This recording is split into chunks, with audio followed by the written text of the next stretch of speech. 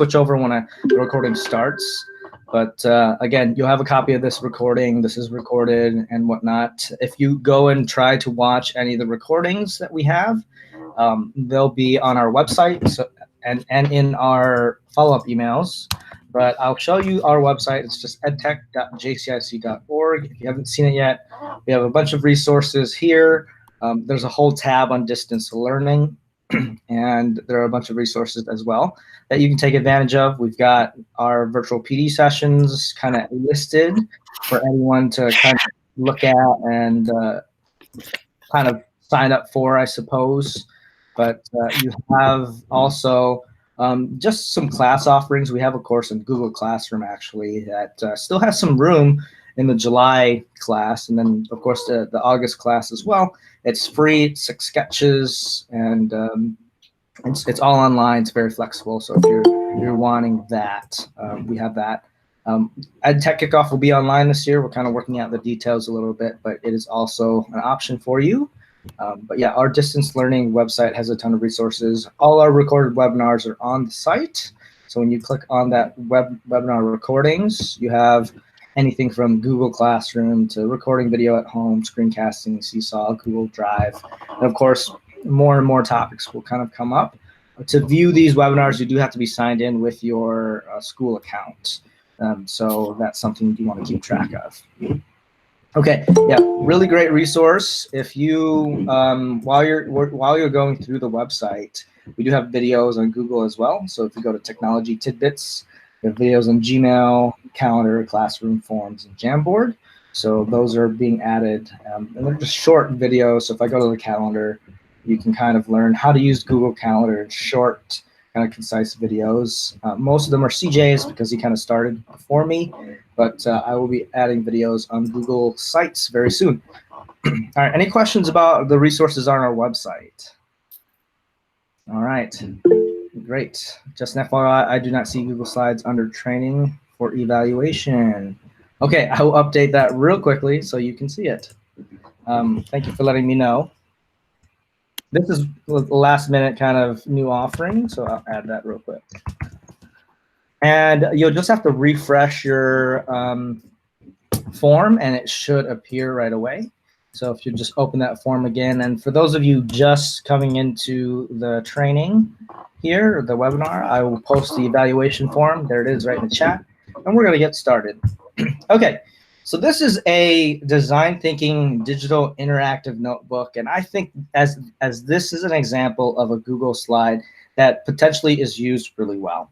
And it is a Google slide in the sense, not in the sense that it's a presentation, it's a Google slide acting as a digital interactive notebook, something that students can engage in with all of the strong next level elements of a Google slide. So as I go through here, I see that a lot of images and whatnot are being used. There are spots where students can kind of type in their name and then their class, of course. So it's really interactive. They can do all their work from here. Some of you were saying earlier you're used to using Google Slides much like a Microsoft PowerPoint, meaning just a presentation, a sit and get type thing. But the strongest points of Google Slide is to really take advantage of the student-centeredness that it can potentially be used for. So as I go through the slides, I'll kind of show you just the different elements. This whole thing's on design thinking, but the elements are very graphical. Of course, this is a diagram that kind of shows and focuses what they're supposed to be doing. There are videos in this Google slide that kind of scaffolds them to some sort of understanding for the teacher as they move on to the actual content. So they can watch the video from here by usually double-clicking.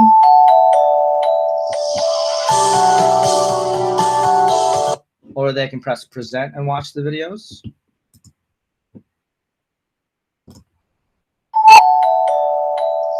So those options are right in Google Slides. In this Google Slides, they've actually created a table of contents where they go to the different slides right in the actual slide. So here, where they wanted to check out resources, it's actually right at the end and whatnot. So it looks like sorry, this is right down here. It looks like resources is slide 39. They can just click on this link and go right to 39 for resources. So very friendly as far as allowing students to go different places, and especially very friendly because all the work is done here in the Google Slides. For this specific one, they have to come up with a driving question, right? They can just type it right here. What is the blah, blah, blah, blah, blah, you know? And then, so a lot of different spots for them to kind of interact in. There's a link right here that kind of scaffolds and helps them develop questions as well. And as we go through, they get a lot of their learning from the Google Drive, or Google Slides. And you can see that if a student had this, they could actually go through this on their own with a little bit of guidance from you, of course. But if you think about distance learning, again, a very nice kind of flow for lesson. It's all in the Google Slide. Again, they have questions here asked, and then you have spots where they can type. So very interactive as far as a Google Slide. Very visual, using a lot of different images and whatnot. And again, this is obviously one of the highest end examples I can show you, but you can see the potential for it. Again, lots of places to type, spots for them to insert images or type again, and a lot of videos and whatnot. Kind of a packet all in one given to a student with lots of elements. And of course, you're not going to build something like this the first time, but we're going to look at some of the elements here and kind of build towards that. So maybe after a couple months of building these, you can get to something like this. Any questions so far? Okay, so if you do have questions, type them in the chat box and I'll try to answer them. Or you can unmute your mic and kind of ask while we're going through it. But we're just going to start from the drive and start from scratch and learn some of the Google Slides skills that can help you create perhaps a nice interactive experience for your students as we get started with slides. All right, so I'm going to go to my drive, and I always like to create Google Slides right from my drive. Some people like to go to slides.google.com, and that brings you to this kind of, it's not confusing, but this is where you can create slides and you see all your different slides, but it's tough to be able to find them. And of course, the nice thing about going to slides.google.com is you do get a bunch of templates, and templates that you can use, meaning if you click on it, you can just pretty much insert whatever you want. So if I went to, let's say, the case study template, if I click on it, it'll create a copy for me, and I can pretty much insert my information there. So that's a good place to start if you want to have a starting point that looks kind of nice, is the templates. And again, to get there, you go to slides.google.com. And the only thing you'll want to engage in on this site is really the template gallery, and that gives you some starting points, right? They've got some very education-centered ones. They've got the lesson plan, the book report, the field trip, the flashcard, the science project, the science fair, and the student certificate if you wanted to use that. Any questions about slides.google.com? Okay. But we will start from the drive, and the only reason I like to start from the drive is it helps me stay organized. So I'm going to click on my work 2019 one, and I'm just going to go to where it says new, and I'm going to create a new folder and call it my Google Slides folder. I'll click create, and now I have this nice spot called Google Slides. Now, there's a lot of things in Google Drive that you have to consider before you start building something, especially a doc or a slide or a sheet, and it's the share settings. Who here has run across people trying to request access before, and you have a lot of request access emails? Give me a thumbs up or hands up if you think that's really annoying. Yes, it's really annoying, right? So what we're going to do is we're going to solve that problem right away with our folder. So all our folder will do is kind of set the tone and really make everything we create in the folder the same share settings, so you don't have to worry about it again. So what I'm going to do is I'm going to right click on my Google Slides. And what's going to happen is I have a share button. I'm going to click on that share button. And it's going to give me options to share with specific people. But if you do this, when you send the slides to people you did put initially, they're going to have to request access again. And that's kind of annoying. So what we want to do is click on that advanced button. And again, you only have to do this once. Right now it's at private access. I'm going to click change.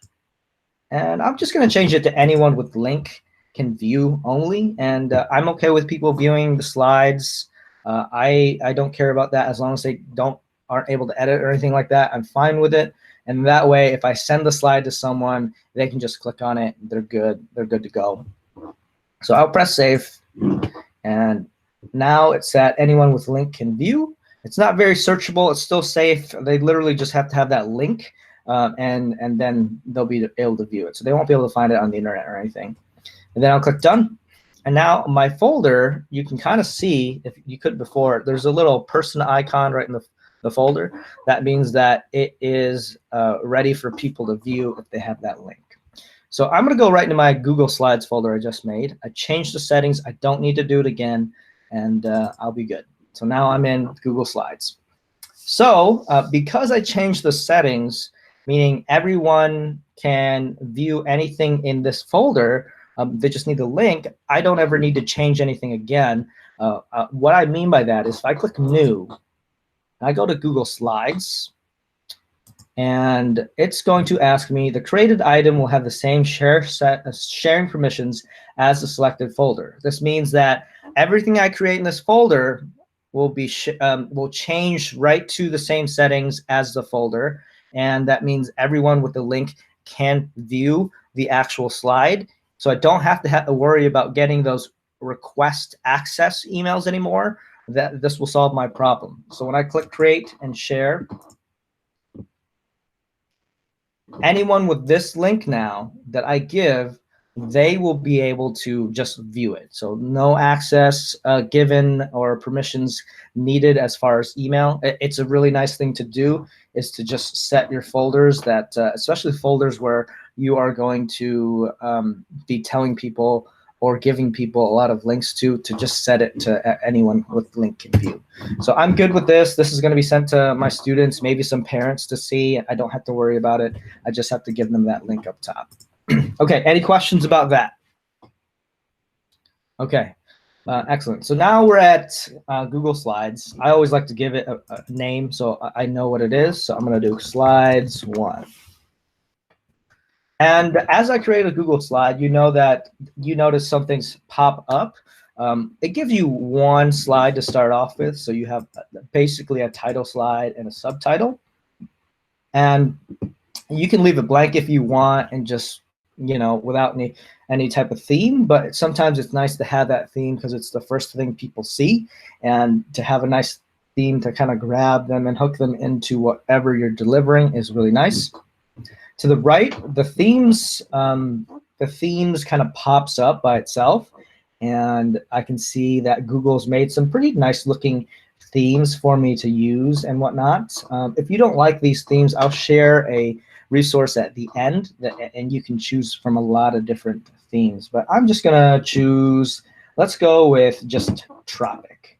And when I click on that, it changes the look of the actual slide, and I get a little more of an interesting look to it. So I'm going to put lesson one, and we'll go with citing evidence.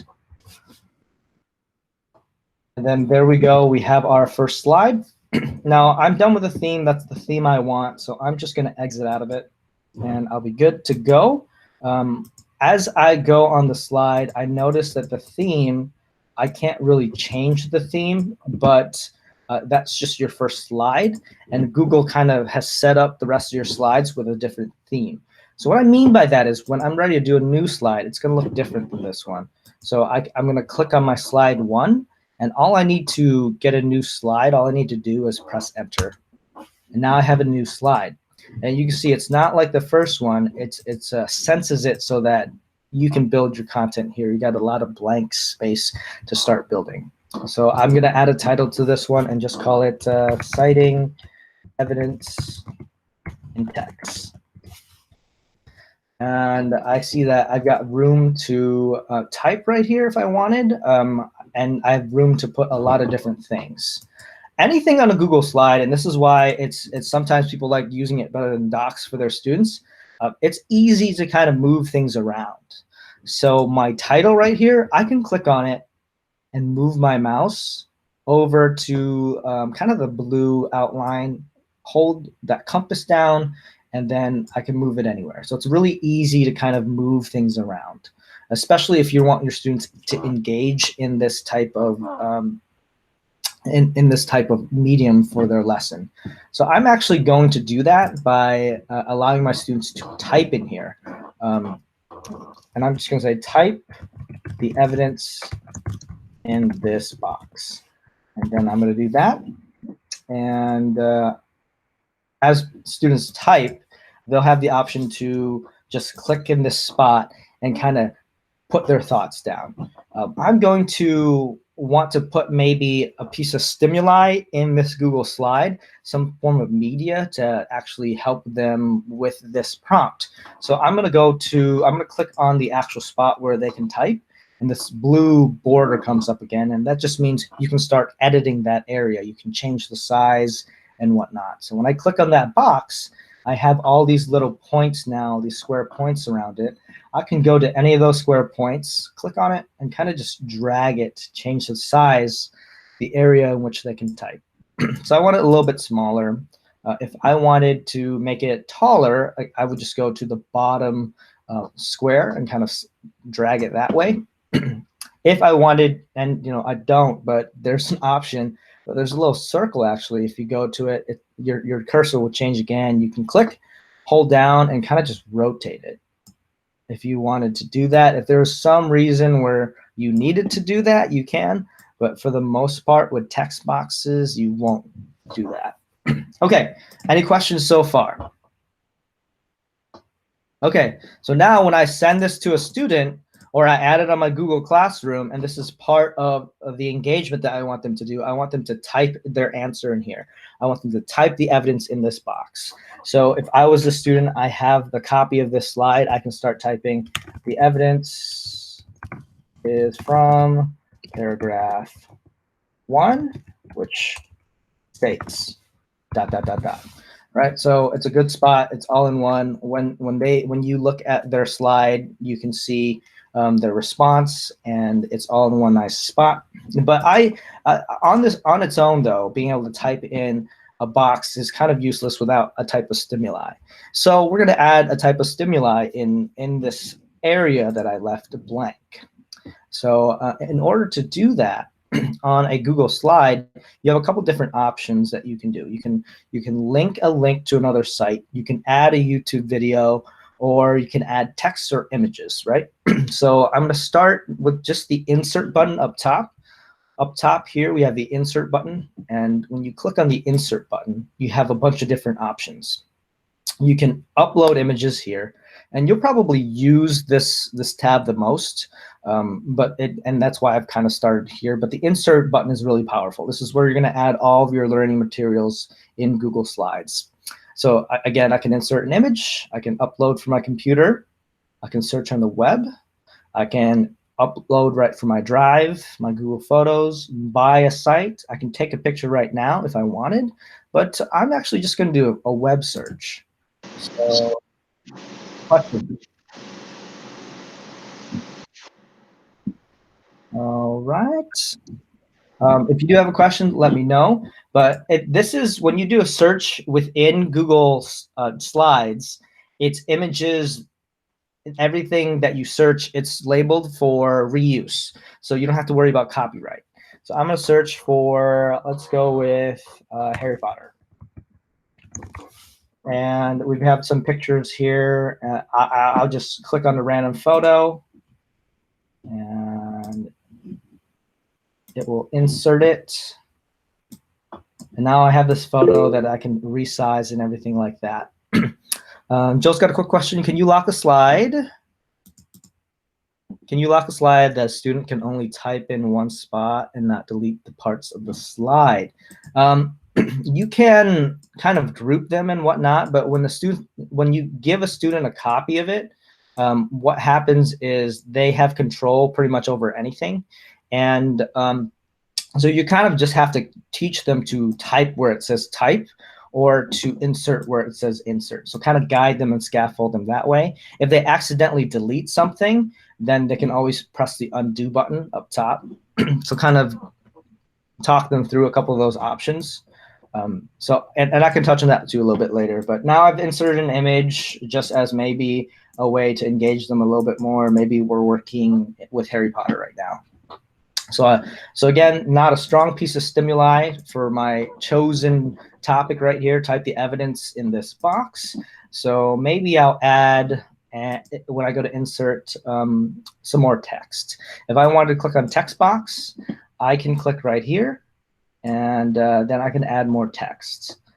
So I'm going to maybe put a paragraph in here that they have to read. Paragraph 1.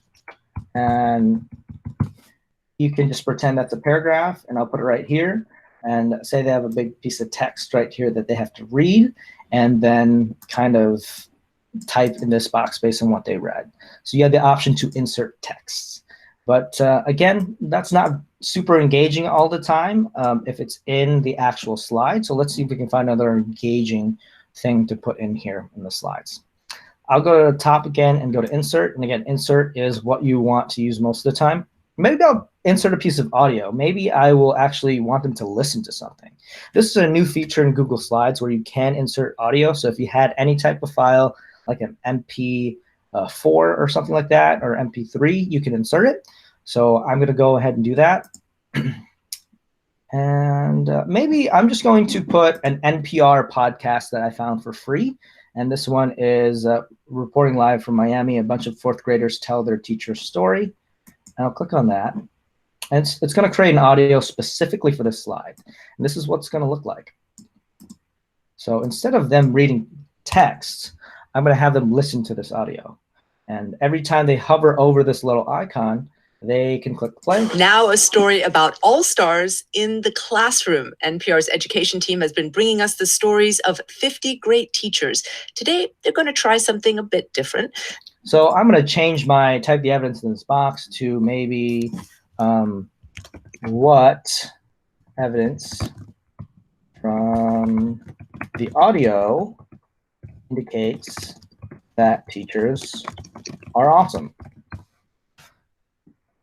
The evidence from,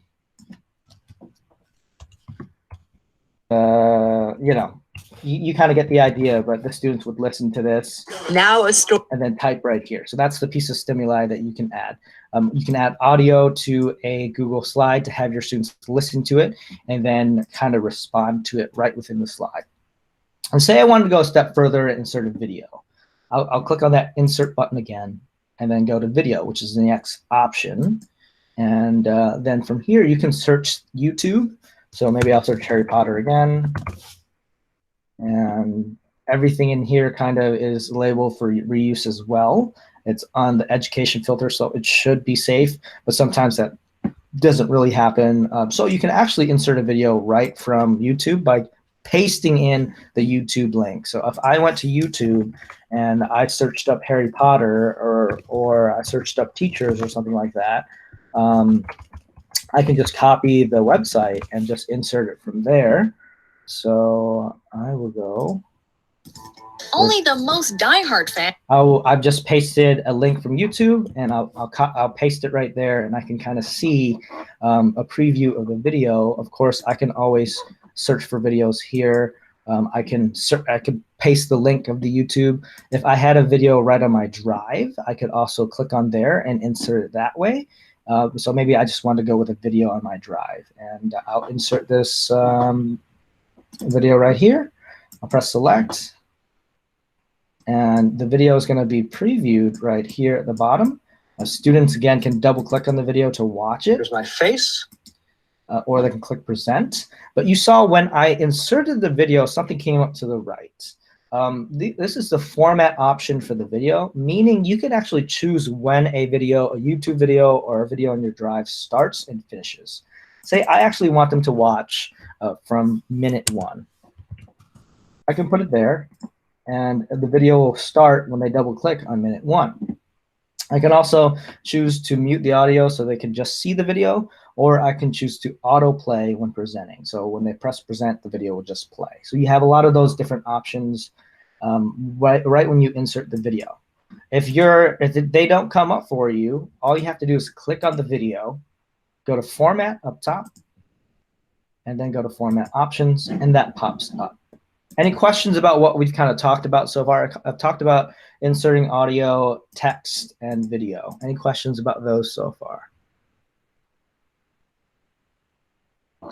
Is anyone interested, or have they known about the insert audio option before? That's something that's really neat, just because you can find free things and you can record yourself kind of walking them through the lesson. So yeah, I really like the audio. Would you use like QuickTime if you have a MacBook to record and save as like a new audio recording and then save it on your drive, or can you record an audio from the slide? You can't record an audio from the slide. When you go to insert audio, it has to be a certain type of file. Unfortunately, I haven't found QuickTime files when they save. They save in like a different file, so it's not. Actually, it will work. So it's an M4A, so it will work. Whatever QuickTime file you put up there, it will work. So I would use QuickTime, or you can, if you don't have QuickTime, there is a voice recorder that should work right on your Mac as well, or a voice recorder on your phone that will work as well. So you can insert it in your, once you record yourself, you can put that recording right in the drive and then just insert it right into Google Slides. Cool. Yeah. Thank you. Yep. Can you animate something? Yes, you can animate something. So say this picture that I just put in there, if you click on it and then you right click on it, there's an option to animate right at the bottom here, kind of in the middle. And if you click on anything, there's an option to animate at the top, usually too. And that's for pictures mostly when you go to animate, and text. Those are easily animated. When you right click on certain videos and whatnot, it's not as easy to animate, but you do have that option with your different texts and pictures. And animate is similar in to any type of transition in PowerPoint, if you're used to those appear transitions and whatnot. So if I click on that picture and I click animate, this animate motion kind of menu will come up. So I have the option to just change how the image comes in. So if I click play, I can kind of see how that will come in. And you have it right there. And for videos and whatnot, you'll want to use a slide transition. And if you right click on an actual slide, you have that transition like you would in PowerPoint. I know a lot of people said earlier that they're used to PowerPoint. So you can click on transition and then kind of where it says right up top, the motion options come up, and then you can kind of choose your transition and then play and preview what that would look like. So I've got that little kind of cheesy transition right there. Okay. Can you insert a screencastify video? Yes, you can. This actually right here is a screencastify video. So every time you record a screencastify video, it goes right into your drive. So you can go to insert video and then search for your screencastify videos. There should be a folder. So if I went and just searched screencastify, it should come up with so the actual drive, when you use Google Drive for videos, it'll just be the videos. You can't find folders or anything like that. So all these videos right here I recognize as my screencastify videos. I can just click on them and press select, and it'll insert a video from there. So that's both of these are actually screencastify videos.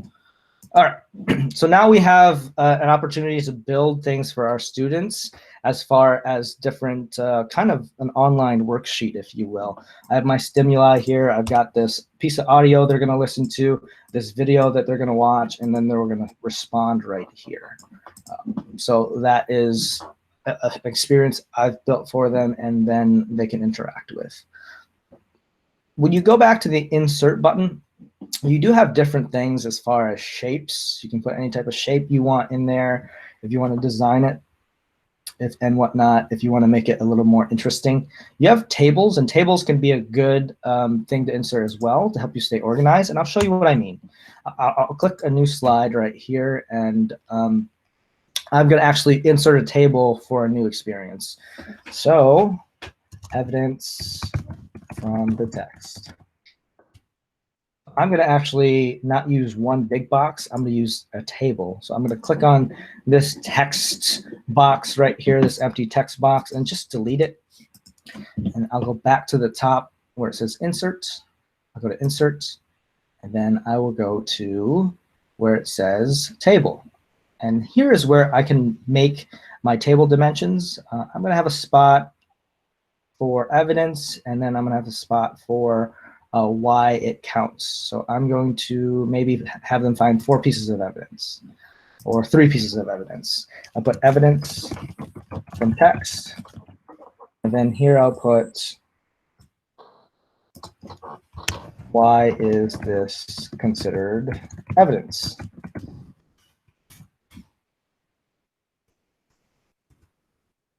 So now I have this box for them to type in, and I can change the size of the box, kind of similar to what I did earlier with the text box. And now I have a table it's ready to use and ready for them to engage in.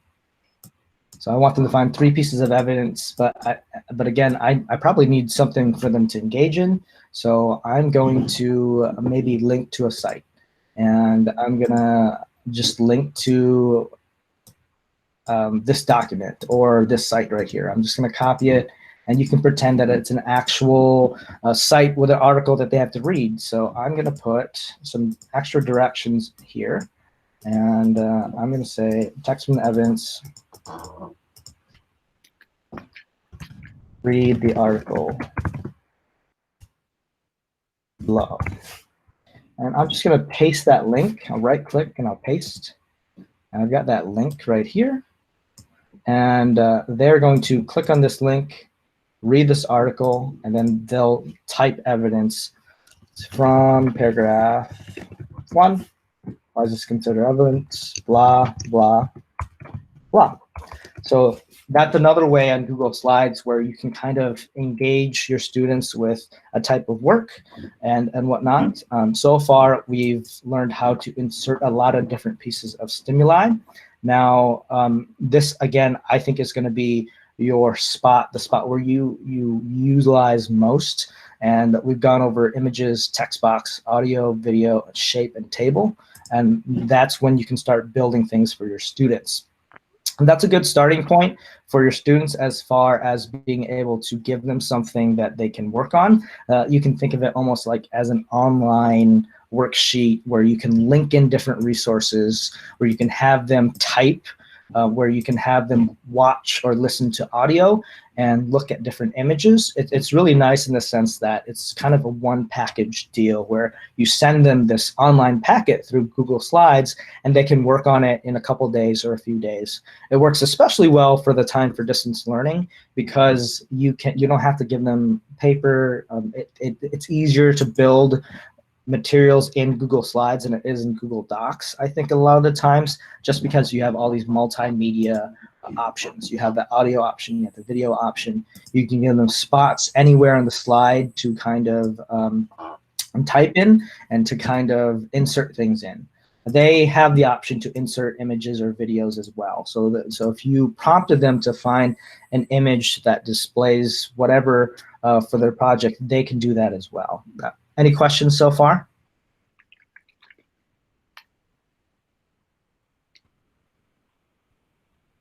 Okay, keep in mind, you do have the same options up top as well. When you click on something, there's this options bar up top, and you have the select button. You have the text box where you can easily click on that little T and start typing things in as well. Again, if you were to do this on a Google Doc, you won't be able to move things around as well and take full advantage of the slide. You have that insert images, nice and easy right there. You have the shape option. I can make a little Pac-Man looking thing if I really wanted to for the design.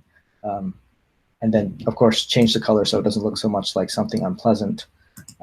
And then you can also select different design materials as far as lines and whatnot as well. And also, what the great thing about Google Docs is, or Google Slides, is you have the option to make comments. So as your students work on this, and as you hear things from them, and they turn it back in, you can actually comment by clicking on this little plus sign text or a little box, and then start making comments. This is not a good reason. Please rewrite. And you can comment just like you can on all the different Google Docs type applications, and then they would get a notification saying Mr. Booley commented on this area in your Google Slides, and they can work on it from there. So you have the same functionality as you would in any type of docs that you use. When I click on text, you'll notice that I do get a lot more options. I have the option to change font, to change the size if I wanted, to bold it, all the different type of text options that you usually have. You can highlight the text if you wanted, make it really obnoxious, but I don't recommend doing that. You can link the text by adding links right here. It's a little chain button, and that will allow you just to actually link to a spot, any type of URL. So again, I can link right to the JCISD website if I wanted to, and click, and it would change it for me. And every time students click on the text, they have the option to go somewhere else. You have the option to link to different slides. I showed you earlier in that super example that they were linking to a lot of different slides. So if I click on text, I can link to different presentations that I've done recently, or I can link to slides in this presentation. So if I wanted them to go back to the beginning for this title, I can click slides in this presentation and click any one of these slides here, and say I want them to go back to the first slide. I can click slide 1, it's lesson 1, and every time they click here, it'll just bring them back to the first slide.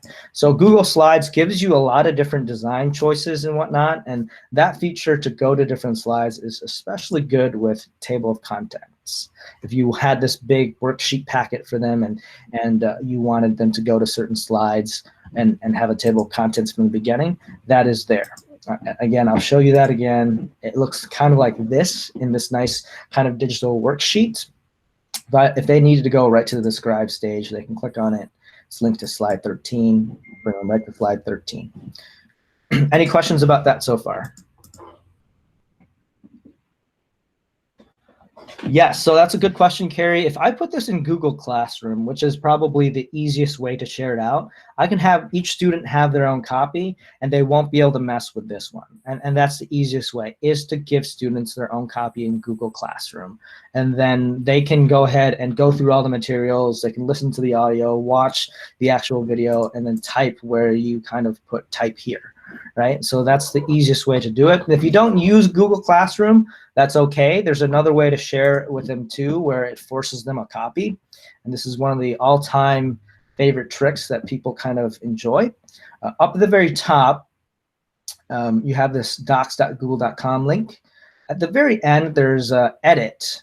And where it says edit, from where it says edit to the end, you'll just delete that part, and then you'll put copy right there.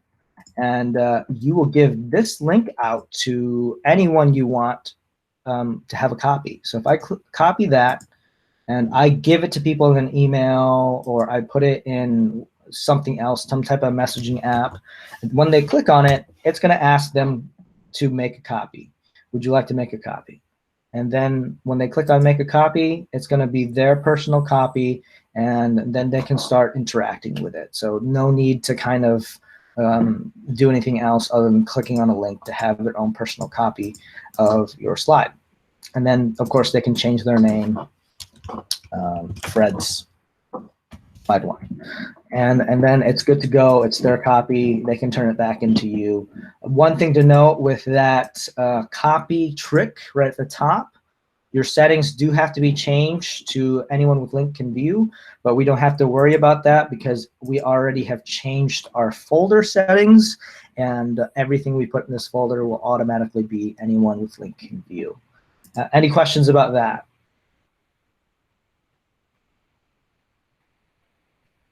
Okay, so it's important to get the slides out to your students. You want to either use that forced copy link so they get a copy of that, or you want to put it on Google Classroom or whatever you use. If you use Schoology or anything like that, you want to put it there so that they can easily get a copy, they can work on it, and then turn it back into you.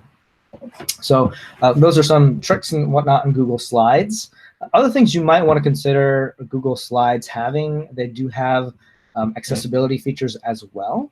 So if you're not using this like a worksheet for students, you're just presenting, say you're showing a video, you're using Screencastify to record your screen, or you're presenting to students in a Google Meet. When you click on present and you go through this, there are some really nice features for them. Like I'm doing for you, I'm presenting this slideshow for you. At the very bottom, when I scroll down, the two I want to talk about is the pointer feature, where your mouse becomes a pointer and you can kind of help focus them on certain spots of the presentation as you present to them, maybe in Google Meet or maybe on Zoom. Another thing is the captions feature. If I put the captions feature on, it actually makes it so it takes my voice and turns it into text. So this is another form of accessibility. But since you're at home and you're close to your computer, it should be pretty good. And I've used this in presentations, though, in person, and I've been far away from the computer, and sometimes it turns the words into something I did not mean to say. So that's just something to keep in mind. So those are two features you can use with your students if you're presenting something, you're using slides to kind of give a mini lecture or to model or something like that. That kind of adds it a little extra something to your presentation. Of course, the Q&A and notes feature, that's a little more advanced, and that's more for in-person type things. But those are two features that you can use from the present. Any questions about that so far? Okay, now the next thing I do want to talk to you about is kind of the ability to change this for your students. And I'm just going to delete everything. And I'm going to change kind of the shape of my slides. Say I wanted to just give this out and tell students, I want you to design a digital poster for me in Google Slides. What I would do is I would go to File, and then I would go to Page Setup at the very bottom. And I just want to change the slides so that it looks a little bit more like an actual sheet of paper or a poster. So I'll go to widescreen here where it says Page Setup. I'll go to Custom. And I'll kind of choose something where the width is maybe 6 and the height is maybe 10. So it acts a little bit more like a piece of paper. So I can, I can mess around with the dimensions a little bit, so it's a little bit better. I don't really like that, so I'll go to File. Page Setup is at the bottom, and then maybe I'll change the width to 8. There we go, a little bit more like a piece of paper. And my directions for this are go with poster 1. And when I change the size of this, I'm going to have students actually make a digital poster here.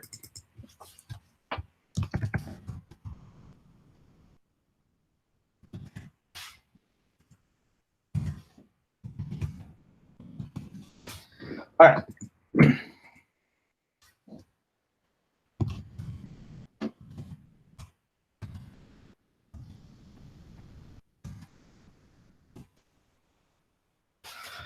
All right.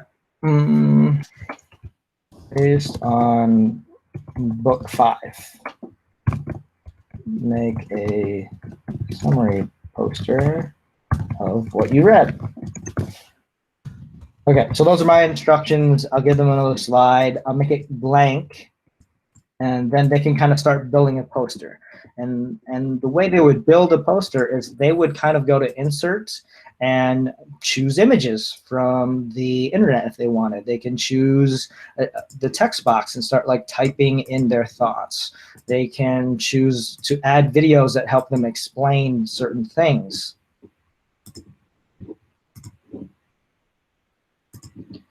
And that could be part of their poster. And again, it's really nice as far as Google Slides flexibility. They can kind of put it anywhere they want, and then they can start their digital poster.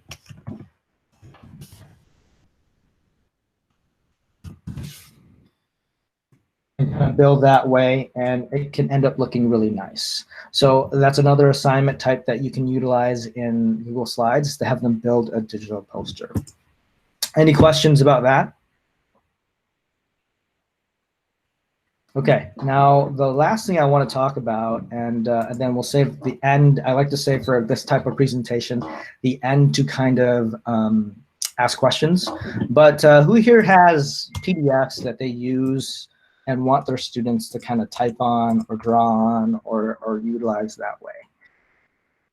Okay, so if you put PDFs into Google Slides, it can allow them to kind of fill in the worksheet. So I'm going to actually go to Insert.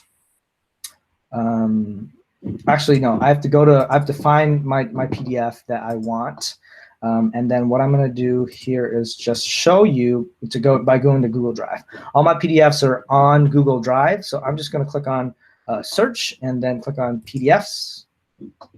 And it's going to show me all the different PDFs that I have. And I'm going to try to find one that's not a sketch form. Okay, so reverse engineering worksheet. So if I click on this one and I look at it and whatnot, this is the worksheet I want to use. So what I'll do is I'll download it. I'll download it. I'm just going to open it up. Now it's in a nice kind of preview. I get rid of all the extra things. I have to, when I open up a PDF, I have to zoom out so I can see the whole thing. And from here, I can see the whole thing now. And if you want to insert your PDF into your Google Slide, you have to take a screenshot of it. So on my computer, my screenshot is Shift-Command-4.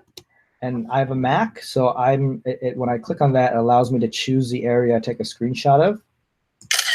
And of course, I'll do the other page as well. On a PC, you'll use the snip tool, and then you can choose the area where you copy. And if you don't have either, the very basic thing you can do is use your phone to take a picture of it. You can print it out or just take a picture of it on the screen. And I've taken the screenshot of all 3 of these PDFs. And what I'm going to do now is go to my slide, my poster 1, and I'm going to go to Insert, Image, Upload from my computer. And then I'm going to choose the screenshots that I just made. So here's that first one. Now the PDF is right on Google Slides.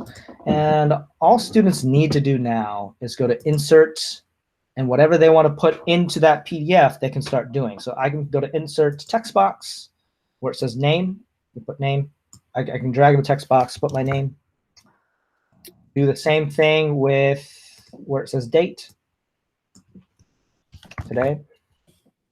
And then where it says before disassembly, it says label all the parts, brief description of each part and function. So for this specific one, I would need to actually detail the parts, right? I can search for the images if I want, or I can like put a shape in there that would work, or I can do a scribble and just kind of try to draw the shape if I wanted. And again, I can kind of move it around, make it a little bit smaller. And that way, any type of PDF that they're required to draw things on, they can still draw. And then the directions are label the part. So I'll use the text box feature and label the part I just drew, part 1. Part A, that sounds a little more like what would it be labeled.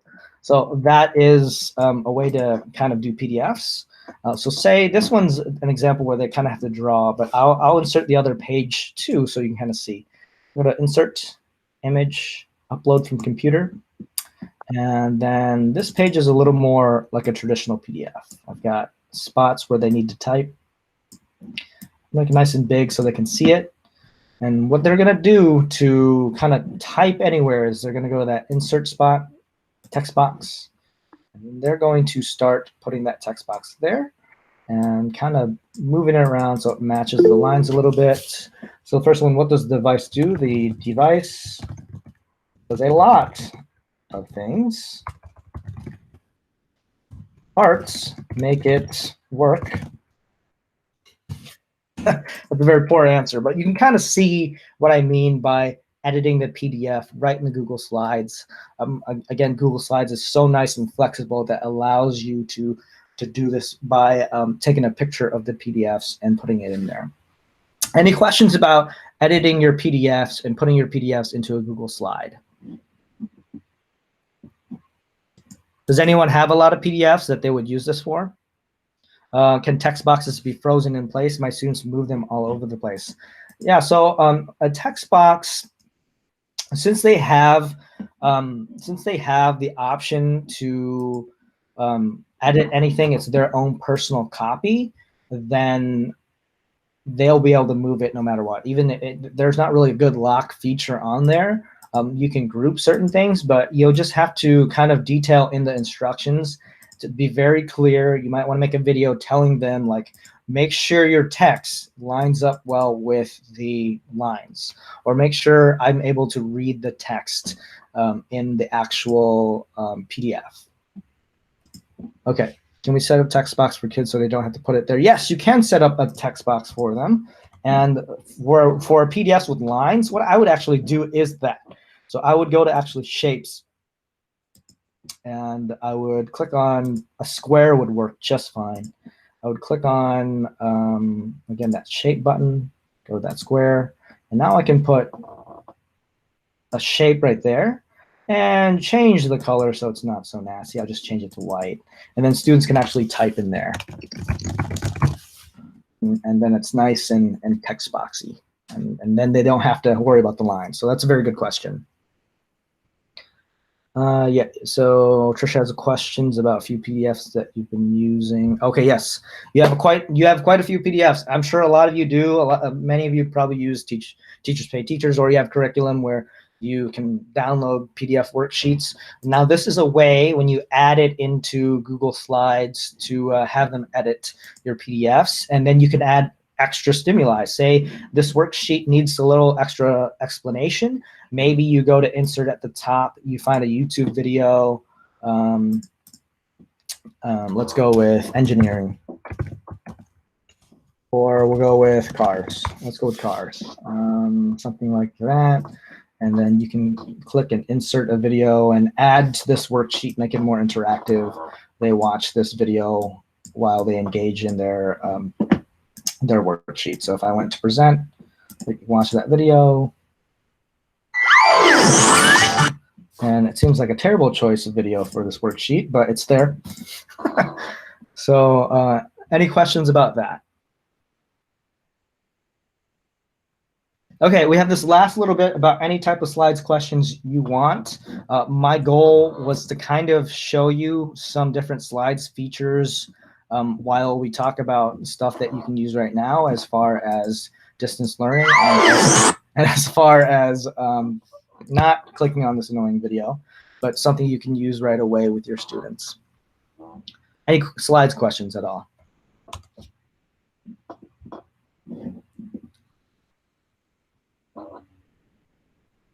All right, if you don't have any slides questions, we do have a evaluation / attendance form for you, and this is for our regular PD webinar series. If there's something you especially learned then you can put that in there and just kind of tell us for feedback. It's something you liked. Many of you might probably put the PDF thing. I think that's pretty great as far as using what you already have, making your lives a little bit easier.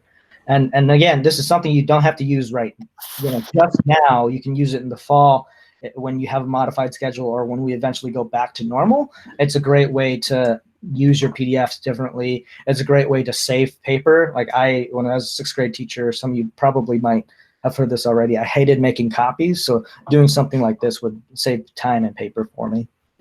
Okay, is this how people are building their virtual classroom with Bitmojis? Carrie, as far as what, putting your Bitmoji in the slides?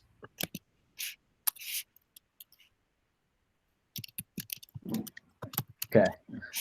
Again, if you have any questions, let me know. If we didn't get to it, you can feel free to email me. I will stick around for about 5 to 10 minutes. But yeah, Carrie, can you clarify? Yeah, so I am seeing people create like virtual classrooms and they have like a little Bitmoji of themselves, and then they have links all over to go to Starfall or to go to wherever, but it's just like one page, but it's like got a million links on it, if that makes sense. Yes, that is exactly how they're building it. And many of them are choosing to build it through Google Slides.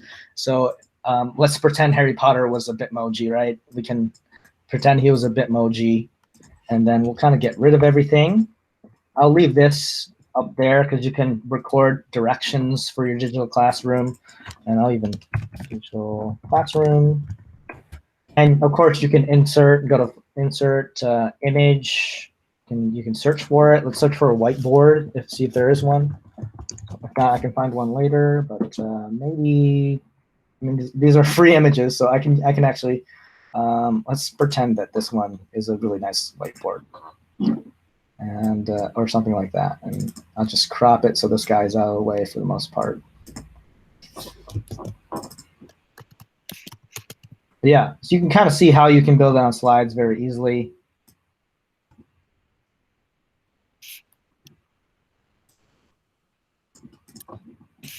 And then what you would do for the links actually is you would insert either a text box and start typing, and I'll say